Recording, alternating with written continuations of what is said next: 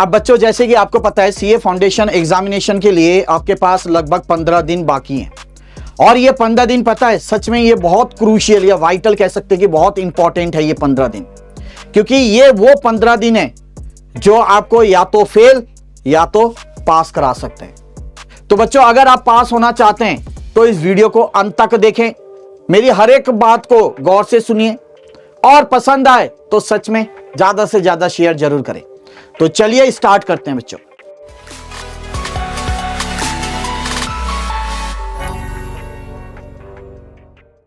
तो जैसे कि मैंने अब मोटा मोटी आप लोगों को कहा कि आप लोग के एग्जाम के अब 15 दिन रह गए हैं और हर कोई चाहता है कि भैया ये जो पहली जो सीढ़ी है सीए की दैट इज फाउंडेशन लेवल वो पास कर जाए आसानी से, ठीक है ना।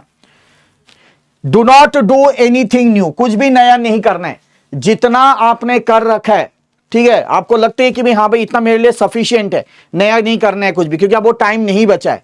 जितना आपने कर रखा है वेदर इट इज 70% या 80%, उसी को बार बार बार रिवीजन करना है।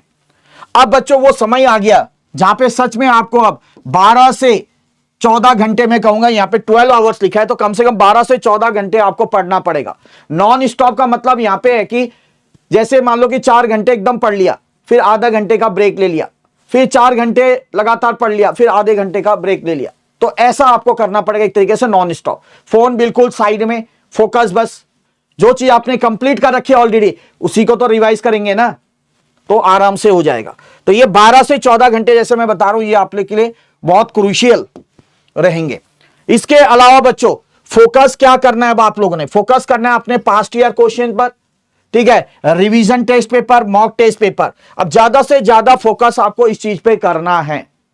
और आखिरी में एक चीज ध्यान रखना, कम से कम इवेल्युएट 2 MTPs बाय हैंड, तो कम से कम 2 MTPs अपने हाथों से पूरा करना है आपने, ताकि आप इवेल्युएट कर सके, आप एनालिसिस कर सके कि भैया जो आपका जो मार्क्स रहने वाला है, ठीक है, मतलब कितने तक आपके मार्क्स रहने वाले हैं, ये मतलब कितने तक आपके मार्क्स आ सकते हैं, ठीक है। तो ये सारी चीजें आपने एक एक करके फॉलो करना है, बहुत इंपॉर्टेंट चीज है, मैं बार बार कह रहा हूं।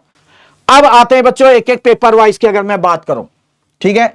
अब अगर मैं पेपर वाइज बात करूं कि किस तरीके से, अब जैसे कि आप लोग को पता है कि जैसे कि मैंने 15 दिन बोला है, तो लगभग मान लेते हैं कि हर एक पेपर के लिए 3 से 4 दिन आपको अब देना पड़ेगा, ठीक है ना। हर एक पेपर के लिए 3 से 4 दिन आपको डिवोट करना पड़ेगा। जैसे कि मैंने अकाउंट्स के लिए कहा कि आपको 3 से 4 दिन देने पड़ेंगे, ठीक है जी, आखिरी के 3 से 4 दिन। अब इसमें देखो ऑलरेडी क्या क्या इंपॉर्टेंट है। सबसे पहले इंपॉर्टेंट अगर मैं बात करूं यहां पे अकाउंट्स के अंदर बच्चों, true and false plus theory, ये 20 मार्क्स आपको लगभग दिलाता है।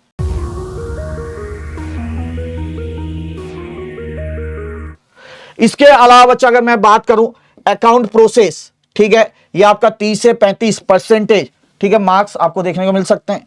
फाइनल अकाउंट प्लस एनपीओ में 20 से 25% मार्क्स यहां पे देखने को मिलेंगे। टोटल अगर इन दोनों की बात करूं मिलाकर 60% लगभग आपके बनते हैं, ठीक है।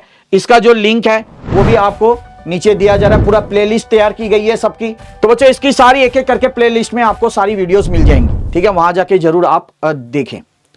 नेक्स्ट आते हैं बच्चों हम लोग लॉ के बारे में, ठीक है। हर कोई बच्चा डरता है इस पेपर से, है ना। लॉ अब पूरा आपका 100 मार्क्स का रहने वाला है।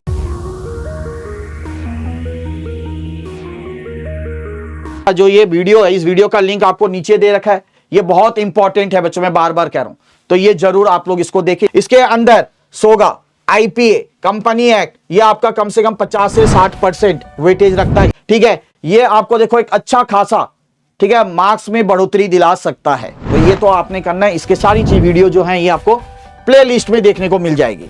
चलिए बच्चों अब बात करता हूं मैं पेपर नंबर 3 क्वांटिटेटिव एप्टीट्यूड।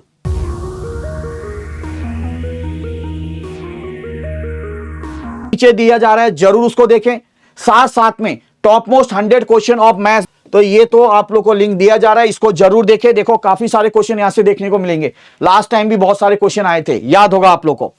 उसके बाद कई बच्चे घबराते हैं कि इतना बड़ा सिलेबस है सर क्या करें मैथ्स में, है ना, मैथ्स स्टैट या एलआर में। तो बच्चों मैं अगर बोलूं तो लॉजिकल रीजनिंग तो देखो आपको पूरा करना पड़ेगा, 20 मार्क्स का आसानी से 13 से 14 मार्क्स यहां से आपके आ जाते हैं।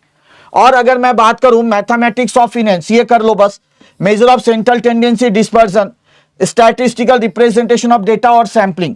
ठीक है, अगर मैं इनकी बात करूं, इनको मिलाकर सिर्फ 50 से 60% आपको देखने को मिल सकते हैं।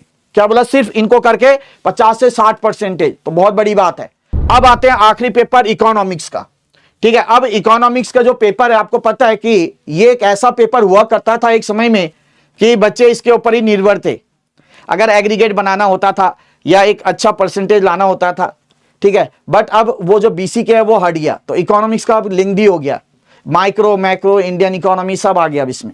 तो मेन फोकस सबसे पहले इसमें करना है आपने, जो न्यू चैप्टर्स हैं, ठीक है, इससे क्वेश्चन आएंगे ही आएंगे मस्ट बच्चों, तो इसको छोड़ना नहीं है।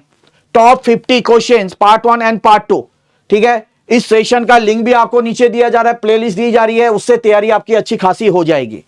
इसके अलावा, ठीक है, जो बच्चों को डर लग रहा है तो उनके लिए मैं एक ही चीज कहूंगा, chapter number 2, chapter number 3, chapter number 4, chapter number 5 and chapter number 8, बस ये अच्छे से करके जाओ, यहीं से आपको 60 से 70% जो मार्क्स हैं वो देखने को मिलेगा। ठीक है जी बच्चों, तो बच्चों ये थी आपकी पूरी रणनीति। ये 15 दिन आपने किस तरीके से यूटिलाइज करना है, हर एक सब्जेक्ट को आपने किस तरीके से देखना है, करना है। ठीक है, एक चीज बार बार बोल रहा हूं मैं, ठीक है, सब आपको प्लेलिस्ट में मिल जाएगा, बड़े आराम से देखिए और ज्यादा से ज्यादा दोस्तों तक भी शेयर करें।